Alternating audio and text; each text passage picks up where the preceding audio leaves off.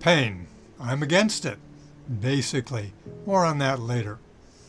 I cracked my ribs recently. I thought I would share my experience of that for anybody who might be going through the same thing. If some of it helps, great. A lot of it is intuitive. First, don't expect to live without pain. Pain will be part of your life for a while. The goal is not painlessness. The goal is less pain. Second, go slow. Everything's going to take more time. When you stand up, you're going to have to choreograph that movement in advance or even while you're doing it, figuring out what causes less pain. I discovered, for example, that when I have 1 foot forward and 1 foot back, when I stand up from a seating position, that seems to work better for me.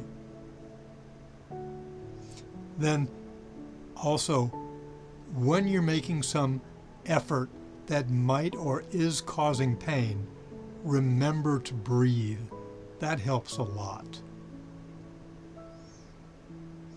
Some devices are going to help you get through this.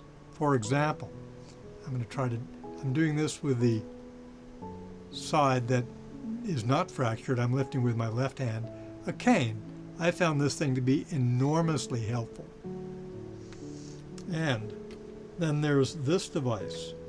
It's a reaching device. I take it with me wherever I go.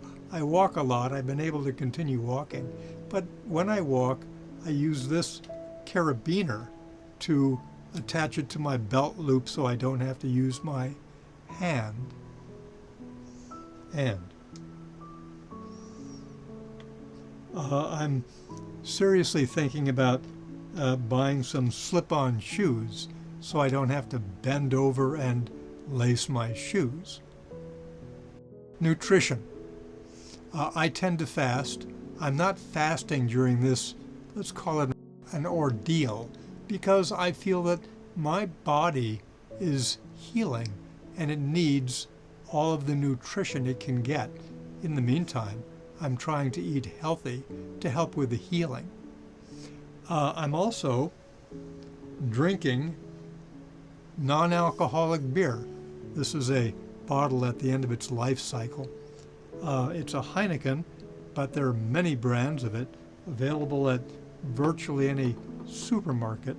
And the reason I drink that is because I've heard that people who do long-distance running, long-distance swimming, drink non-alcoholic beer because it assists in the recovery process. So I figure maybe it will assist in the recovery process from the cracked ribs. And then there's some things having to do with my lifestyle. I'm letting some tasks go. Obviously, I have to continue feeding the dog and things like that, but there are some things that I'm letting slide a bit. I'm not a tidy person, but I'm even less tidy now. I sleep sitting up. It causes less pain. I find that shifting position, you're kind of moving your upper body around, and it's kind of like dead weight, and that causes a great deal of pain. So I just sit in a semi-padded chair. There's some discomfort, there's some pain with that, but again, my goal is not to avoid pain. My goal is to lessen pain. I'm choosing to try to get through this without pain medications. My reason is that I feel that pain lets you know when you're doing something you shouldn't. And by anesthetizing that warning signal, you may increase injury to yourself. Other people disagree. My brother said that if you avoid pain medications and the pain is too much, you can stiffen up and that will simply prolong the injury or cause you to re-injure yourself. It may be that some pain medications also reduce inflammation. So this is what I'm doing, but I would talk to your doctor or I would talk to a nurse because they're the professionals, and if they give you different advice, their advice is what I would take.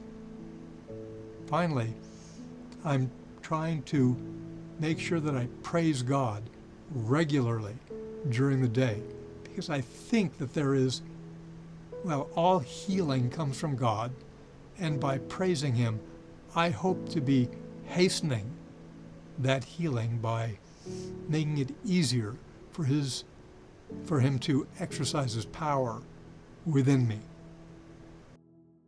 If you have other advice, feel free to leave it in the comments section, or even if you disagree with some of the things that I say, feel free.